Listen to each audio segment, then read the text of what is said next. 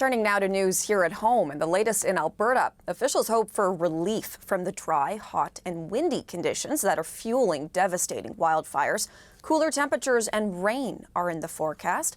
And while that could help subdue the fires, concerns over air quality persist. Natalia Goodwin is following this story for us. She joins us now. So Natalia, take us through the latest information today.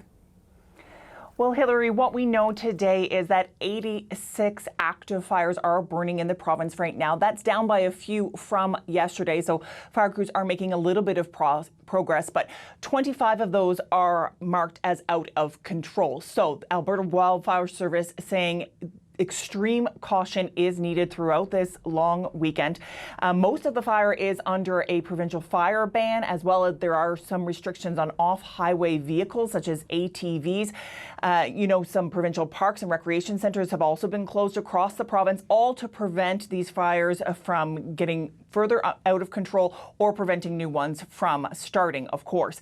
Now, many people on the ground helping to fight these fires, though. 2,800 people are on the ground right now. That includes fire services from across the country, as well as the U.S., as well as the Canadian Armed Forces. And what they are hoping will help them to fight these fires is that switch in weather that you talked about, those cooler temperatures and rain expected to come to the province. Here is one representative from Alberta Wildfire Services on that. A lot depends on where exactly that rain falls. Rain is not uniform and weather can be unpredictable. So certainly it will depend on whether the rain is falling directly on some of those fires. What we'd like to see is a long, steady rain that will soak into the forest and into the ground. That will help us more than a short burst. Christy Tucker there from Alberta Wildfire. And of course, Hillary, the other people that are hoping for that steady rain are the more than 10,000 people that have been evacuated from their homes, and 17 evacuation orders are still in place across the province, Hillary.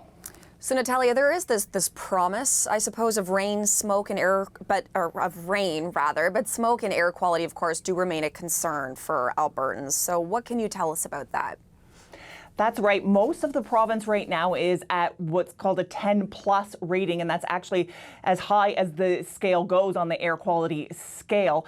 And of course, we know that we are seeing smoke in other parts of the country as well. And some people may be wondering, what kind of health concerns come with that. So we spoke with one respirologist, and this is what he had to say on that. The smoke levels here, where I am in Eastern Canada, are relatively low to moderate. So I think you can probably go about your usual daily activities, although if you have lung disease, you might want to limit your exposure.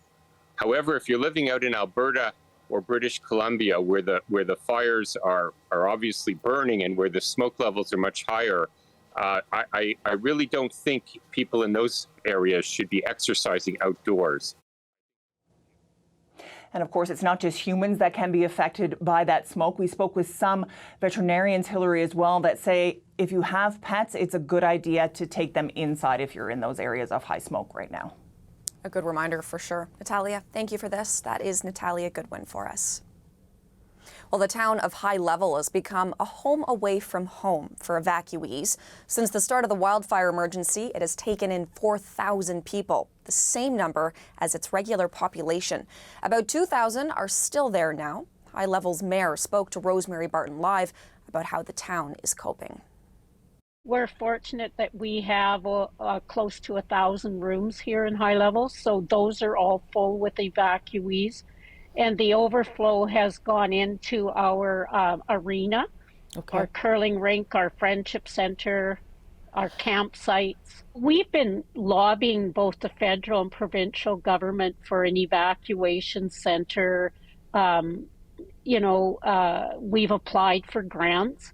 Unfortunately, we didn't get the grant from the federal government because we were 40 kilometers south of their net zero policy.